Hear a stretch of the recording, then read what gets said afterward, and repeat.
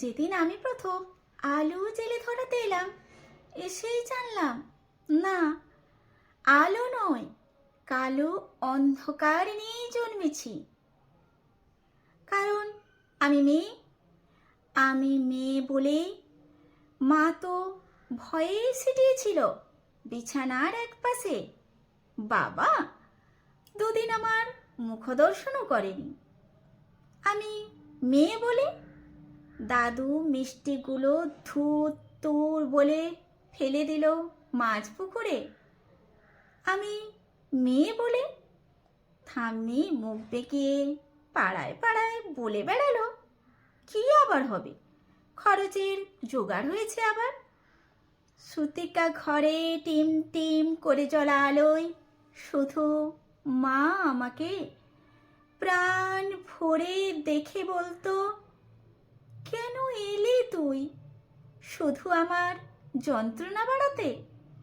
জানিস না এরা ছেলে চায়, ছেলে, বংশের প্রদীপ, আত্মমর্যাদার প্রতীক। দেখছিস না ঘরে কেমন কালবৈশাখীর মতো গুরুগম্ভীর মেঘ? তোকে বড় হয়তো হতে দেবে, কিন্তু মানুষ হতে দেবে না। নারী সে তো সন্তান জন্মদানের যন্ত্র। সেই যন্ত্র হতে পরে জন্ম নিল আমার অনুজ ভাই সুহাস। ঘরে যেন আলো এলো, সেদিন সারা ঘর সাজলো নানান রঙের আলোয়। উঠোন থেকে ঠাকুর ঘর, বাড়ির ছাদ থেকে তুলসীতলা। অন্নপ্রাশনে কত লোক খেলো, জন্মদিনও পালিত হলো রাজকীয়ভাবে।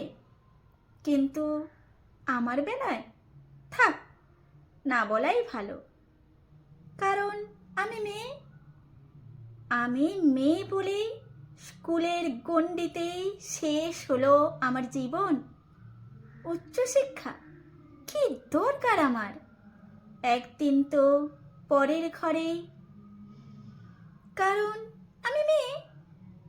ভাই উচ্চশিক্ষা পেল, দিনের পর দিন রাত করে বাড়ি ফিরলে বাবা চুপ করে থাকতো, অথচ শৃঙ্খলার সমস্ত বেড়ি আমার পায়ে বাঁধা ছিল।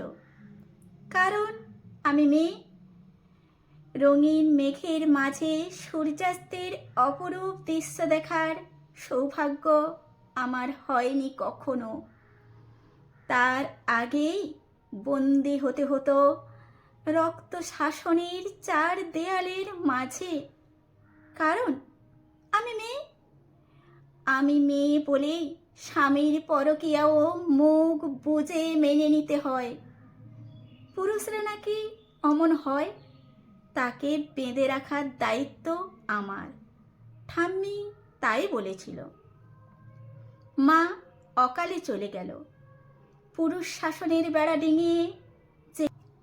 যেখানে আচার নেই, অত্যাচার নেই, ব্যভিচার নেই, লিঙ্গভেদের অপমান নেই, মেয়ে বলে। নিয়তির নিষ্ঠুর পরিহাসে ভাইয়ের থেকে বিতাড়িত বাবা একদিন মা বলে আশ্রয় নিল। বাবা আমার আঁচল তলে। হ্যাঁ, আমি চোখের জলে মাতৃ স্নেহে বুকে জড়িয়ে ধরি তাকে। আমি মেয়ে বলে, মমতা বেশি বলে।